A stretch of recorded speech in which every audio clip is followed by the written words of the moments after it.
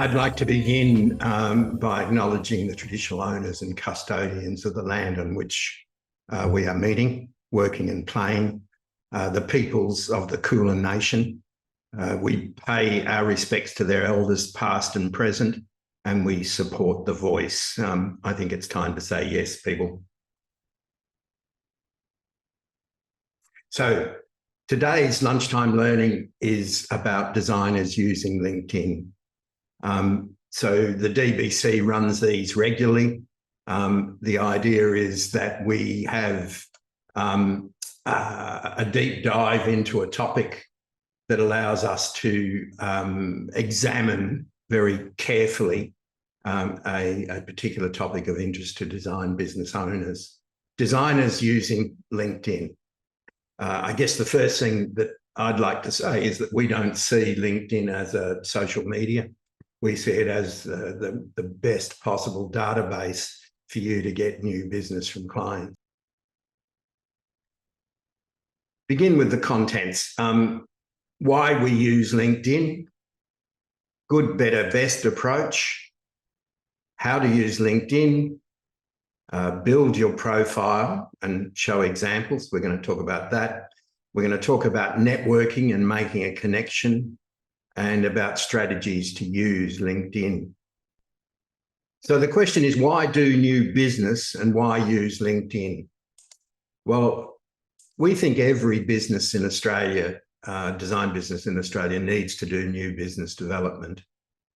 We get a lot of designers who say to us, well, they don't need to because they've got constant referrals from clients. What we know about referrals is that the major problem they present is that it takes the control of the business direction away from you and places it in the hands of your clients. They're referring you on to whoever they choose to refer you to. So the business direction is managed by your clients. We don't think that's a good idea.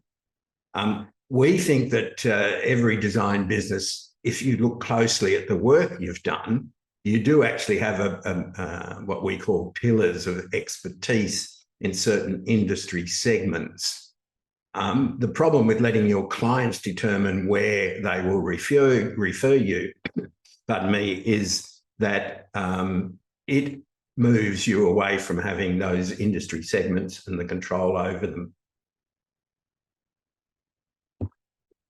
There's also no control over pricing, and this is the biggest problem, because if you've got a client, for instance, who you've been working with for a number of years and you've tried to increase your pricing with them, and you find out they don't like you increasing their pricing, if you then have them referring you on to their colleagues, they're going to refer on the pricing that you're working with them at. So your control over pricing disappears through referrals.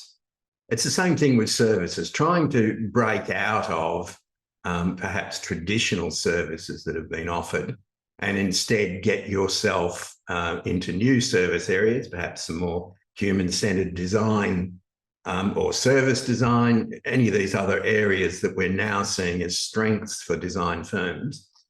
You have no control over getting that because you're relying on your client referring you on. They'll refer on the services that you worked with them on. So the idea is to use LinkedIn to avoid having to rely on referrals. There's another really strong reason. So this survey, What Clients Think, is done by a group called Up to the Light. They've been doing it for 8 years. They get out, they talk to 600 clients in the UK, and they're asking them about their relationship with the design agencies. Now, we know this data is accurate because a few years back, we ran the same survey here, and the results we got were very similar to what they get in the UK. So we've just continued to use their research and refer to it. And their research gives us a lot of information about the use of LinkedIn. You can download that research just Googling those names. The really interesting thing that we note in their research is this. 96% of clients claim to be on LinkedIn and to use the platform. So what we've got is access to the vast majority of clients through LinkedIn. And it's a direct access, unlike our websites where we don't really have the chance of targeting them that closely. The other thing we know is that they preferred to follow a person, an individual. Now, LinkedIn is an individual app. It is intended for one person talking to another. It's unlike a lot of the other social media apps in that sense. And what clients tell us is that they prefer to follow a person rather than following the company. It's the other interesting thing is this, that 32% of clients say they're not following their incumbent agency. Now, when you put all these figures together, what it's saying is if you get in and use LinkedIn, you know you're going to get to most of the clients. You know that they like this individual approach, and you know your competitors are not doing it because 32% of clients are saying that their incumbent agency, that they don't follow their incumbent agency on social media because they haven't been invited. And the other big takeaway that we see, and this is something we're going to stress very much throughout this, is that 37% of clients say that designers just promote themselves. We get very distressed daily when we see people using LinkedIn just simply to promote the latest project that they've done. It's not really the way to use LinkedIn. So what is LinkedIn? It's a professional network, and it's a network of prospective clients. And this is the beauty of it. This is why it's so different to anything else. And they're individuals. So it's you as an individual communicating with individuals who are prospective clients. What we know about people on there is that they're all like-minded professionals. You don't have the same cohort that you have on Facebook or Instagram or Twitter. The people who collect on LinkedIn are professionals. They're looking to engage and learn with like-minded professionals. So that's something we have to keep in mind because that's what they're there for. And if we can meet those needs, as we know from our design training, if we can meet those needs, we're going to actually engage with them. They're there for an online conversation. So that's where the likes, the comments, and the reposts come into it. All of this means on LinkedIn that when you do finally get around to talking and meeting them, it's a warm call. They already know what you like. They know the comments you've made. They've seen what you've reposted, and they've accepted you as a like-minded professional. So how do you actually go about doing all of this? Well, you've first of all got to take a seat at the table, which means you have to get into LinkedIn. So we have a good, better, best approach for using LinkedIn. It depends on how much time you want to put into using it. All of these good, better, best methods work. Let's take a look at the good. To look professional on the good point, you've got to look professional. So it's a recent professional photo that's needed. It needs a searchable profile. We're going to talk more about how to make your profile searchable. And you would use it to identify people of interest, and you'd build a network where you watch, read, listen, and like. That's the most basic level. What you're doing is keeping an eye on the people you've connected to, you're understanding what they're talking about, and you're, at the most basic level, you're just liking it. So very quick to do. Doesn't take a lot of time to do that. It'll work. It'll build up your connections and your profile, but nowhere near as the next two ways of doing it. So the proactive way, the better way, is to treat it as part of your strategic communications, which means you've planned and focused the content that you're producing, and you've got a goal that you want to achieve with it. You've gone out, you've carefully chosen the connections. So when we talked earlier about the industry sectors, what you've done is carefully chosen connections that fit the industry sectors where you've got the strengths. So you're very deliberate in your connections. And you actively converse with them. So you're commenting, you're reposting, as well as liking, but you've ramped up that next level. And so you're actually spending more time on LinkedIn.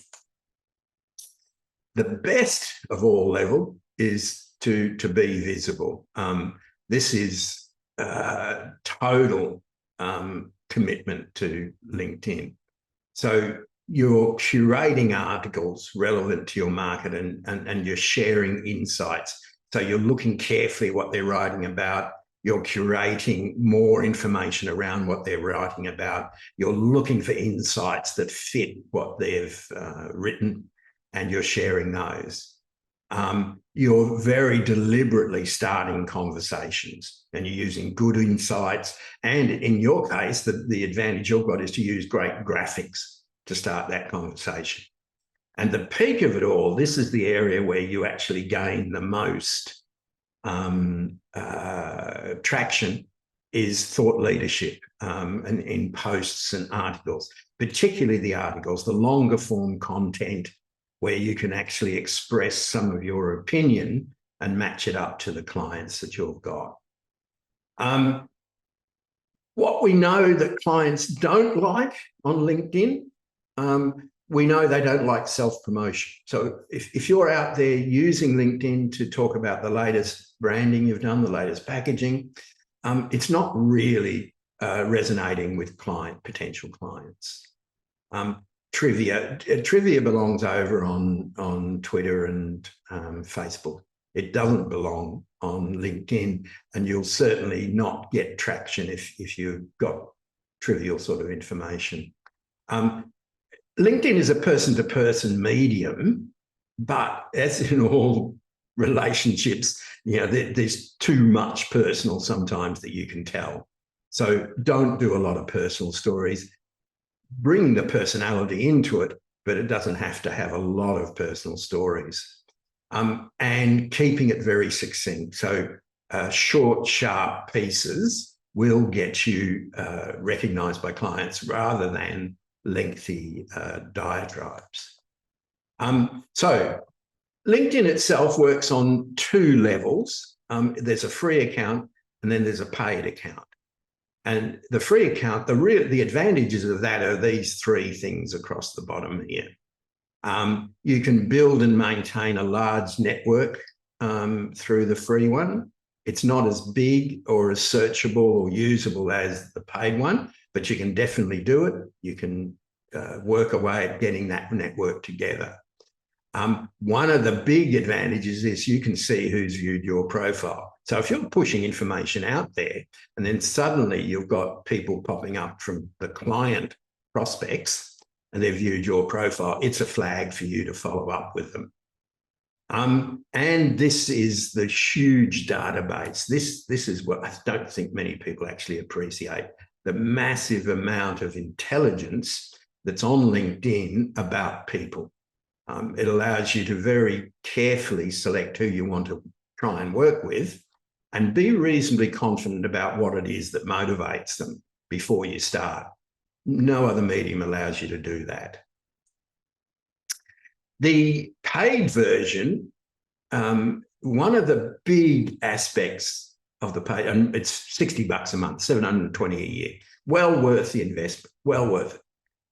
Company insights is the really interesting part here, because you can look at whether a company is growing, and that's important because if they're growing, they're going to need your services more. You can look at who's in the company, so you can actually work out the hierarchy of people and work out the best ones for you to connect with. You can see in that the growth of the business itself. There's unlimited people browsing and searching, so there's no limit to it. And this is a very powerful thing, this searching. And a little bit later, we'll talk about the SEO here that helps that work. You've got 15 in-mails per month. So here you can talk directly to somebody and they don't even have to be in your network. You can just find them on LinkedIn and you can send them an in-mail message. Doesn't guarantee they'll answer, but it certainly flags you with them outside of the standard sort of email messaging systems. We talked about referrals not being a good thing, but if you take your connections and you carefully manage the connections that you get to fit into the areas of your expertise, and your connections, the connections you've got are actually the ones that are paying good money, then referrals and recommendations from them are okay because they're within your sectors that you're after and they're actually paying good money for design already. So the next thing to do is to make sure that your profile is correct. And this is really important. So we talk about profiles as being a push-out profile or a pull-in. So let's take a look at those two. A pull-in profile is the most basic. You do a mix of these things. So a pull-in profile, it's made to give focus and visibility in search results. You've used keywords in your profile and your posts so that comes up in searches. The important thing here is it's your brand. It's an individual brand that you're putting out there. And this is a perfect way to get organic business growth. If you just do this basic level of a profile, it will help get business growth. But what you really want to do is mix it with a push-out profile. So a push-out profile, when people look at you, they'll see you've got regular comments, posts, and best of all, that you've got a series of articles. But all of that positions you as a thought leader, which is done by the fact that you are talking about stuff that relates to their business and their industry. And you're constantly out there making connection requests. So you're building those connections. The key factor when people get a connection request from you, they'll go off and they'll look at who you're connected to that might be in their network. The more people that you're connected to in their network, the more likely they are to agree to a connection. So this constant search for connections is important, but they're connections within the pillars or the industry sectors that you want to work with. Now, the beauty of LinkedIn, it's got really powerful SEO. It's really strange because sometimes I'll do a search in LinkedIn for a person and they won't come up. I'll go off to a browser and put the same name in the browser. The first thing that comes up is a LinkedIn profile. So the SEO outside of LinkedIn works really well. So you wanting to get recognition and profiled is critical with LinkedIn, and it's because of their SEO is one of the reasons for doing it. And it's a LinkedIn brand profile, your brand profile. So it's your name that you need to have active in that. So let's have a look at the components in a profile and look at how they actually should be used to your advantage. So the image is critical. You've got to have a professional image of yourself. LinkedIn says that there's 14 times more likely to get connections if you've got a good professional photograph of yourself. There's also that profile image that goes across the top in the background. The algorithm loves those, and making those as relevant as possible to the profile is a big part of it. And we'll see some examples of how that works. The title should be both push and pull. It should be that you are thinking about it being searchable. So what's the title you give yourself? What is searchable? If you look at your colleagues, you'll see many people just don't think in this way. And how do you do that? You research. You search using the lens of a client. So you go and you look at those connections you want to make, and you look at what they're writing, what they're saying, what their comments are, and see whether you can find within that the type of title that they're likely to connect with or that they're likely to search. You can have a company page. It adds some clarity to who you are and what you do. And it brings all your staff together if you've got staff. So it allows you to get a spread of skills shown. It's valuable, but really LinkedIn is a person-to-person forum. You do need a company page. You wouldn't spend a hell of a lot of time on it, not compared to your personal LinkedIn page. The about bit should have a 600-word bio. It should be very scannable, short sentences, very clear, simple statements. Keep it very targeted around you and the key words that you've chosen to actually present yourself. The activity section, this is really important. So this is the bit that shows the likes, the posts, and the articles. What happens when you send out a connection request? The person receiving it, if they're going to act on it, the first thing they'll do is go to your LinkedIn profile and they'll have a look at this section. What have you said? What have you posted? What are your articles? Are they of interest to me? Will this person actually engage with me?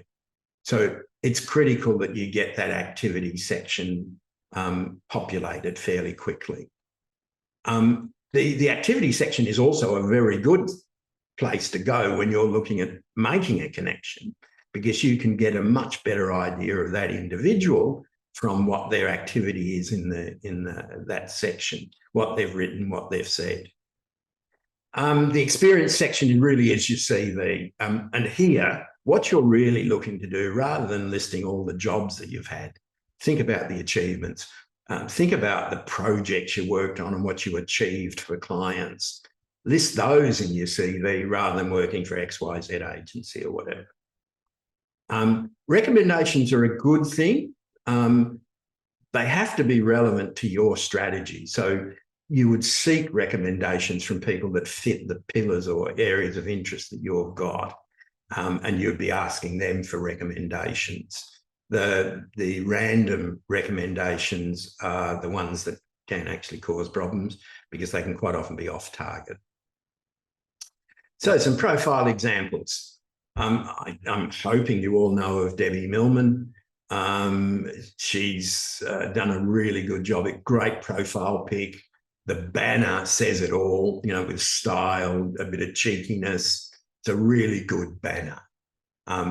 This is all built around Debbie as being Design Matters. So the podcast that she does, it's all interwoven. Her personality is Design Matters. Design Matters is her personality. And if you've ever listened to them, that image of her sitting back there with her feet up on the desk really is the way she comes across in the podcast. So she does it very well. The other is Mark Ritson. I don't know whether any of you know of Mark Ritson or you've come across him. He runs an mini MBA. Brilliant man when it comes to marketing. His brain is incredible. And this image of him really sums him up. His whole thing is to promote his mini MBA. That's where he makes, part of his living. But the interesting thing is he's just used a simple title, marketing. I think the mini MBA is probably the more searchable term that people would look for him. Richard is a classic. Richard is a leader in our industry. So he's done a really good job. Nice photo of him. Looks very friendly. Very, very hip looking, if you still use that word. His banner says, hey, look at me. Look at all the people, places that I've branded. So it's a really good banner.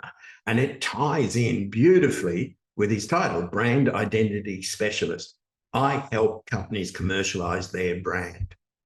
Brilliant. That's really good stuff. That is hitting it on the head in terms of a profile. So how do you write a profile? First of all, it's a matter of being you. Think of your profile as a personal website. You've got to choose imagery and words with the intent of featuring you on this personal website. And you need to use it and set it up as a personal conversation with the sole intention of engaging with other people. But you've got to be succinct.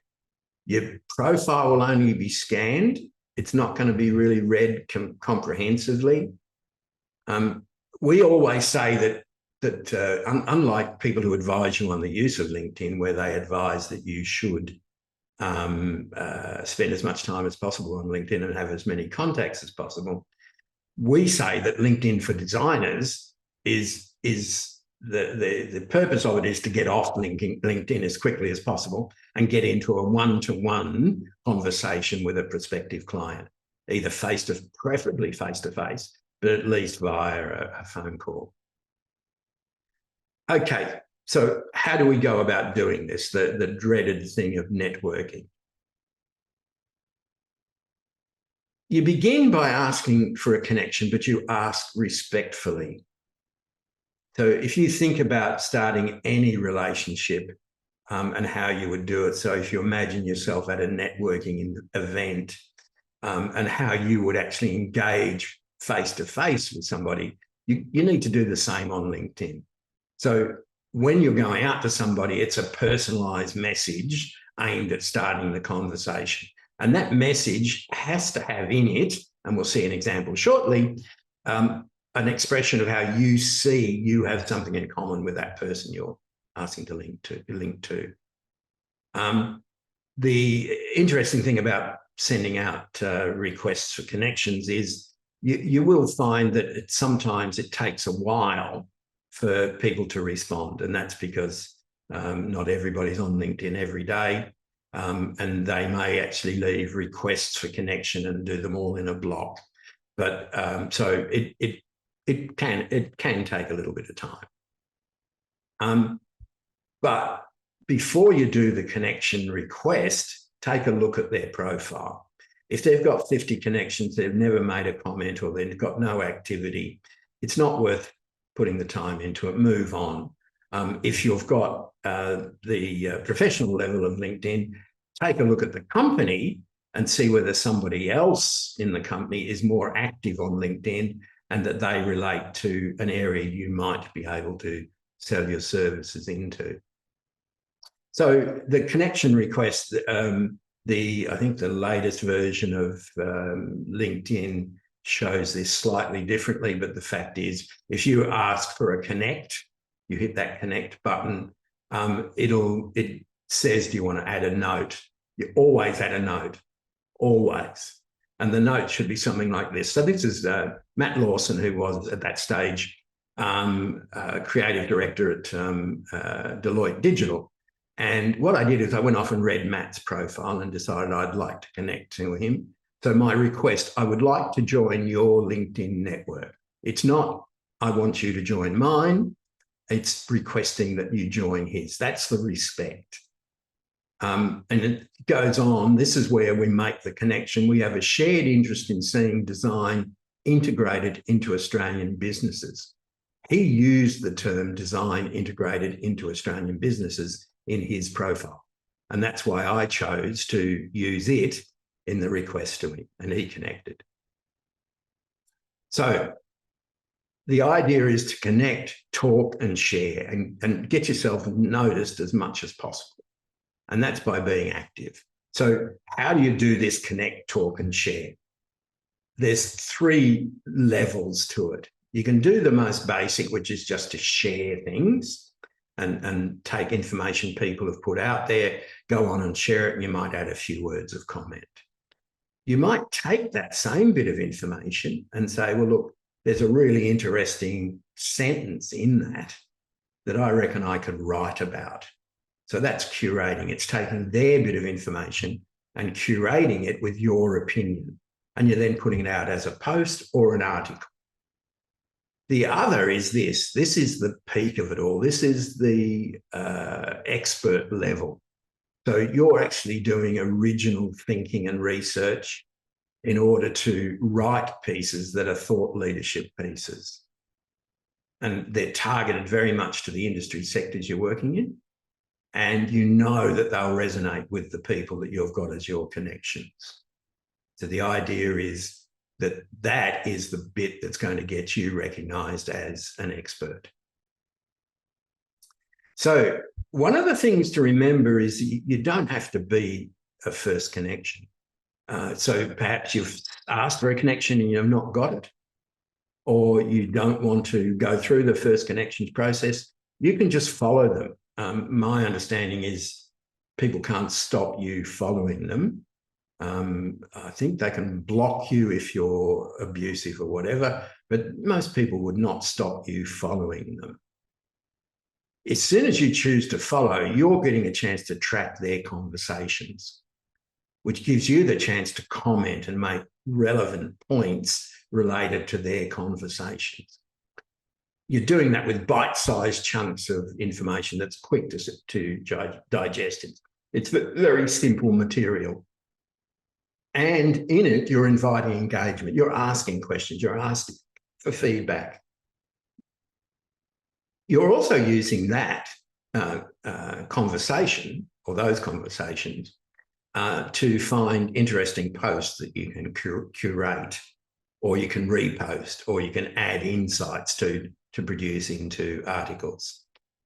So you don't have to be a first connection in order to get through into a heavy sort of relationship in LinkedIn. Storytelling is really important on LinkedIn because you're talking one person to another. And we all love to tell stories that will help people empathise with us, and particularly when we're talking about our brand. And so this storytelling is important. Many designers tell us that they can't write. So our answer there is you really do need to get that level of storytelling, engagement, personality. If you can't write and you want the written pieces, hire someone who understands your voice and can present text in your voice. Or even better still, don't use words, use graphics, infographics, or photography to tell the story. This is the stock in trade for designers. So use that skill, and we'll show an example of how this is done. Mix together words and graphics. So put together a carousel that tells a story, minimal amount of words, maximum effect because it's got a lot of graphics in it. So to recap, what clients like. They like quick nuggets of useful information. They like information relevant to them and their industry. They want information that's authentic and shows strongly held views that are expressed well. They like video and highly visual information. And they like very distinctive themes presented consistently. And this consistency is a big part of it.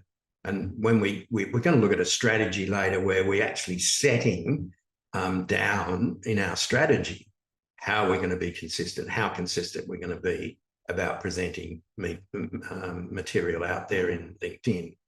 We know that's a good idea because we know that's what clients like. If we look at what LinkedIn dislikes and what will mark you down. So what you're after is in writing pieces, you're looking for that holy grail where LinkedIn pushes your article out in one of their major feeds. You're looking for that. You're certainly not looking for their algorithm to mark you down. It will mark you down if it's spam. And that should be very obvious. And I would hope nobody's ever going to use LinkedIn that way. If you post too frequently, so if you post more than once every 3 hours, you're going to get marked down. That's too frequently for them. I cannot imagine even posting every 3 hours. If you tag too many people, so tagging more than 5 people, the algorithm will mark you down. If you're using hashtags that are generic, like these here, you'll get marked down. And if the post's not engaging, the algorithm will rate it as low quality, which is not going to help you get it featured in any way. So the engagement has to be that it relates to the target, the people that you're talking to, that you're connected with. What LinkedIn likes in their content, that the post is easy to read.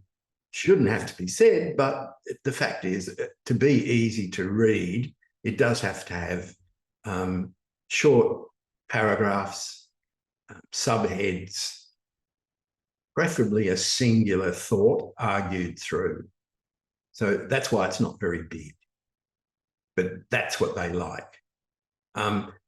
They like to see that you're asking for response. Now, obviously, this is what they like because that gets people using LinkedIn more. So encouraging response with a question back to your connections is a good way to get the algorithm liking you. You've got 3 or less hashtags. It'll give you a tick. And the keywords, you've incorporated those into it. So these are the keywords that you've used in your profile, and you're translating those into the articles and the content that you're producing. Even the simple response of a comment, including your keywords in some way or other in that comment, gets you a tick from LinkedIn. And you're only tagging people who are likely to respond. If you go off and you write an article about manufacturing in Western Australia and you tag Elon Musk, you're not going to get too far with the algorithm. It's not going to like that. So how do we bring all this together in a strategy? And this is the clue to it all. So this is a LinkedIn strategy. It has a SMART goal: specific, measurable, attainable, relevant, and time-bound. So in the specific, we're talking about what our goal is and who we're targeting. Measurable, it does actually have a goal. There is something to be achieved. And that goal is attainable. We can actually hope to get to it. It's not way out of our league. It's relevant. So what we've done is we've set ourselves an aim and we've stuck to it, and that's how we make our goal relevant. And it has to have a timeline, it has to have a deadline. So an example, and this is the sort of thing that I think works generically for design agencies, you would just vary the amount of money you're hoping to make, but this is it: get $100,000 revenue.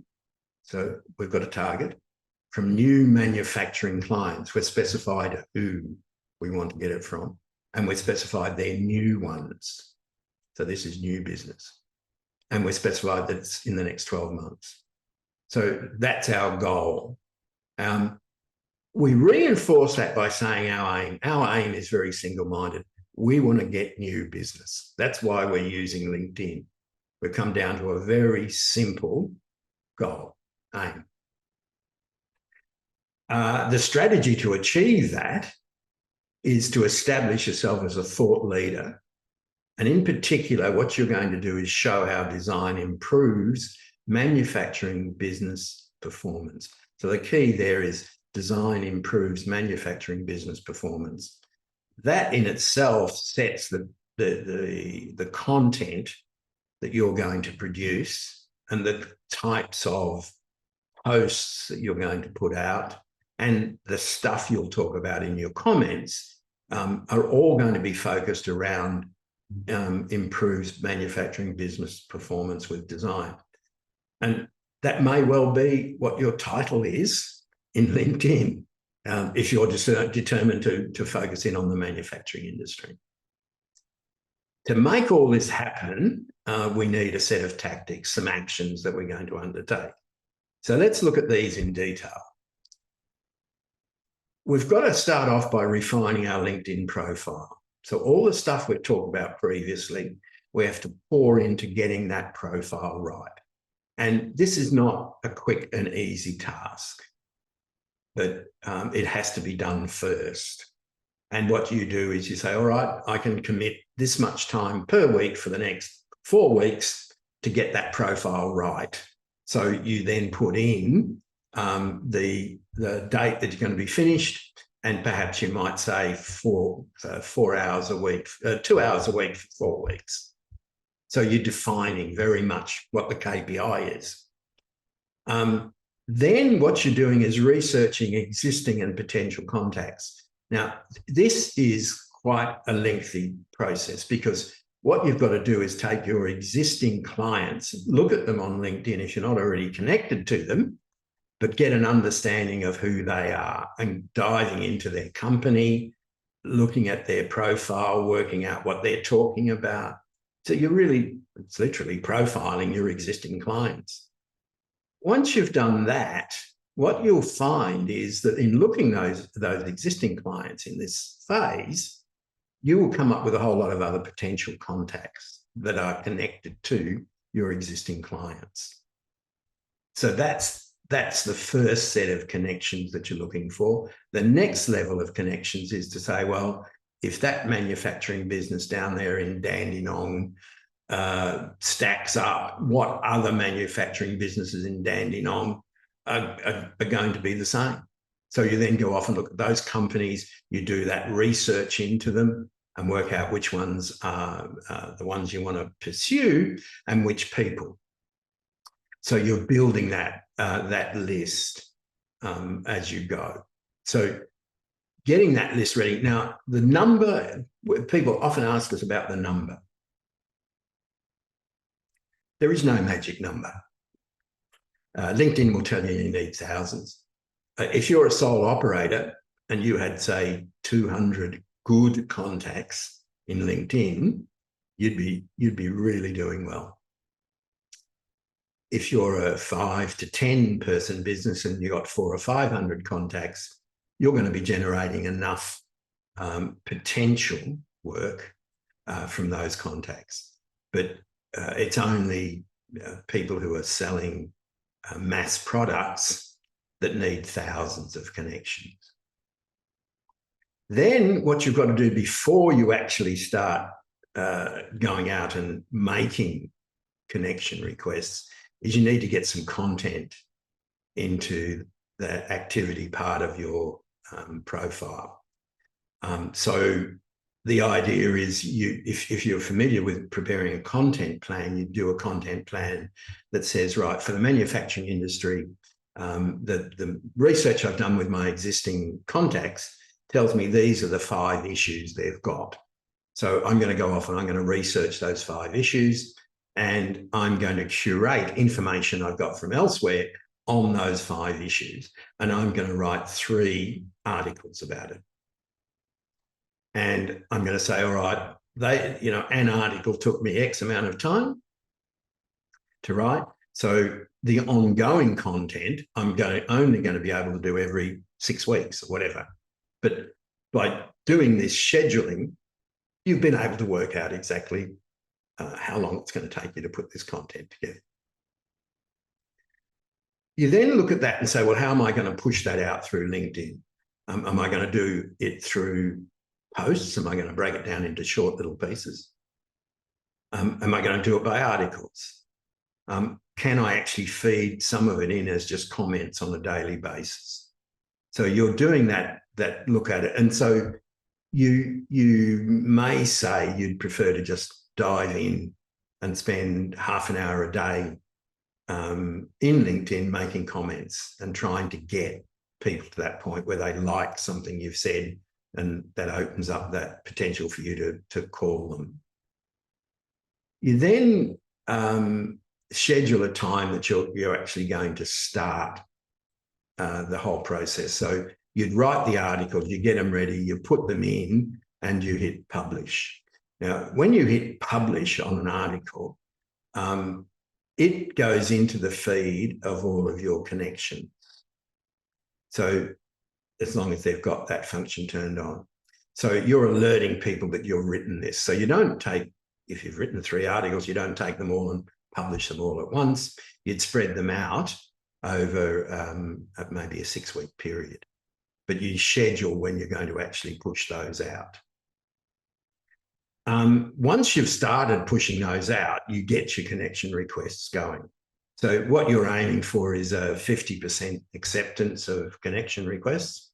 That, I would say, is a pretty low acceptance, but if you target that, anything above it's going to be a bonus, which then says, if you want 100 connections, in the end, means you're going to have to put out 200 connection requests over a period of time.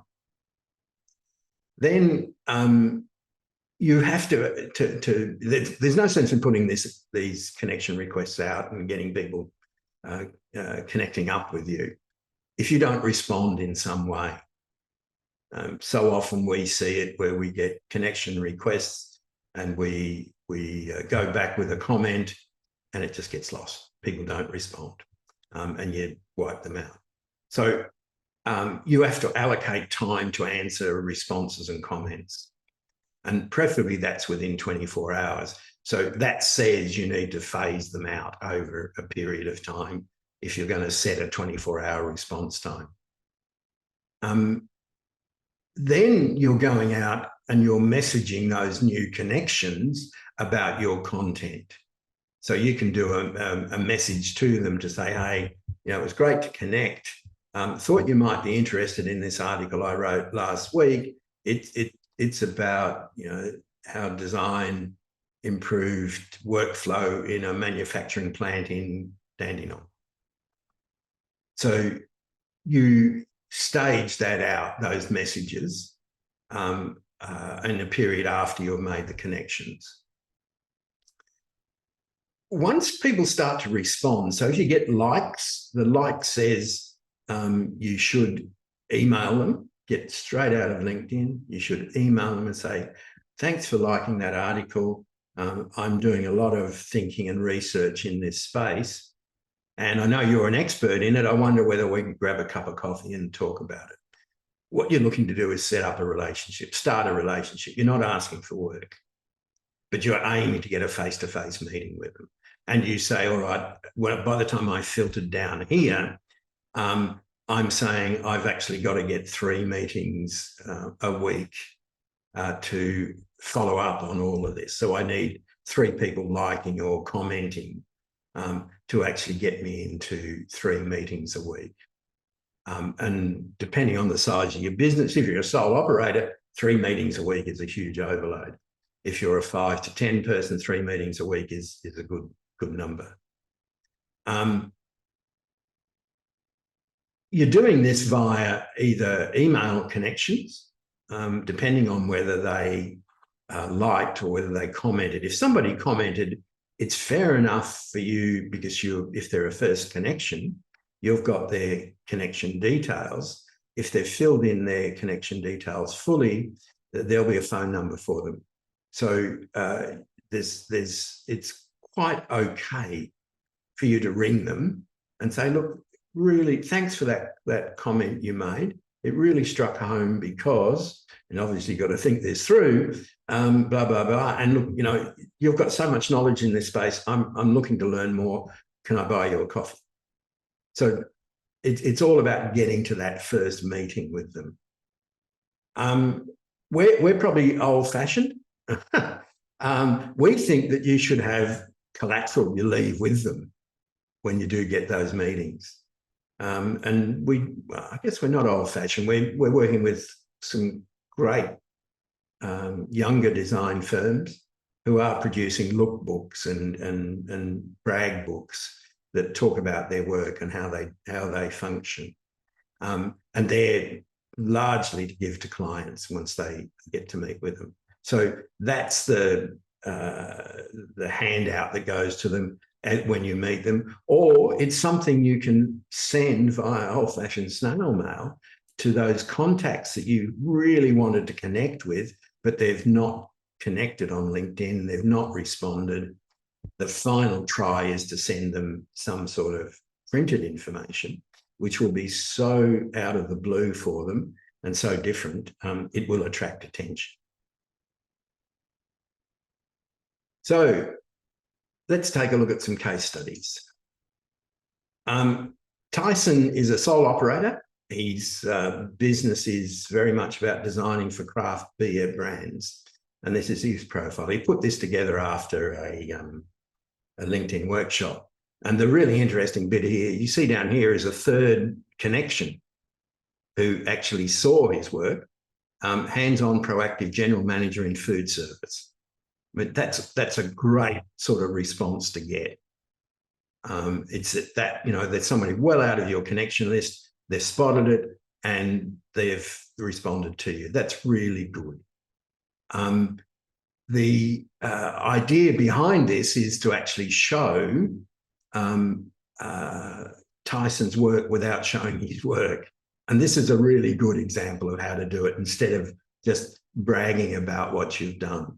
And so what Tyson did was this carousel, 4 panels. He's very good at writing headlines and intro copy. He comes from having worked in the ad industry. He's also got a great sense of humour and a really friendly personality, which comes through in the way he's writing, and you realise it once you do get to meet him. So he put this together, and the response from this was a craft beer industry magazine editor rang him and said, "You're obviously an expert in branding craft beers. We'd like to interview you about what you do and how you do it." The interview ran and he ended up getting a good flow of work out of it. The other thing about establishing yourself is this was Tyson's very cheeky way of saying, "I'm looking for a space to work from." And so he put this image up of the sort of space that he wanted. And it was, it obviously wasn't what he really wanted, but it was just his very cheeky way of doing it. So this is him expressing his personality in LinkedIn. Trish Dunstan is another one. We've listed her because her title is Drinks Specialist, Drinks Packaging Designers as their searchable terms. And that's perfect. If somebody is looking for a drinks specialist, that's the language they use in that industry. And drinks packaging is the language that's used. So she's gone off, looked at the client side, worked out the wording they're using, and that's the title she's given herself. She's also made good use of an article where she was featured in a magazine. So she brought that article into LinkedIn and she's then written a bit around it. So using a halo effect of work that has been recognised by the industry. So in summary, you've got to be strategic about this. The use of LinkedIn starts with your new business strategy. So get that sorted out in your own mind first. Then you've got to define what your personal brand is, because that's what LinkedIn is going to do. It's going to push that personal brand out there. Then you're looking at people in LinkedIn that match both that strategy and your brand. The next step after that is to meet them, which means basically to connect with them, to make contact with prospective clients. You then start sharing, you're showing your viewpoint, you express your viewpoint and you share it.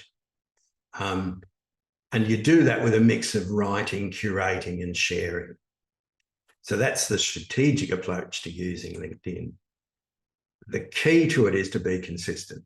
And so you'll see from that strategy and the tactics in the strategy It was all about timing of this sort of thing so that we can consistently turn it out. So schedule that so you're getting a little bit out as often as possible, but don't just do it infrequently.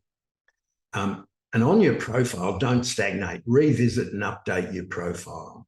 Think about the response you're getting from people you're connecting with and see how that might change the way you express your profile. Constantly increasing your network, what that does is it opens you up to new ideas, new thoughts, and new people. And so that immediately feeds into the sort of content that you can produce. So your action plan.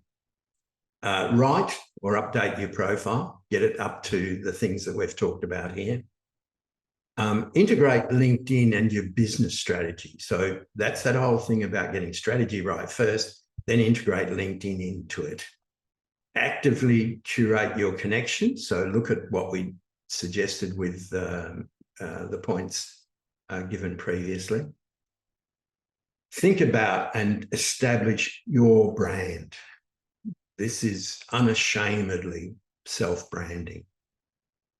Then you've got to start producing that original, curated and shared content. And then consistency. Can't stress enough how consistent it needs to be. And one of the interesting things is we put this in, this idea of being generous.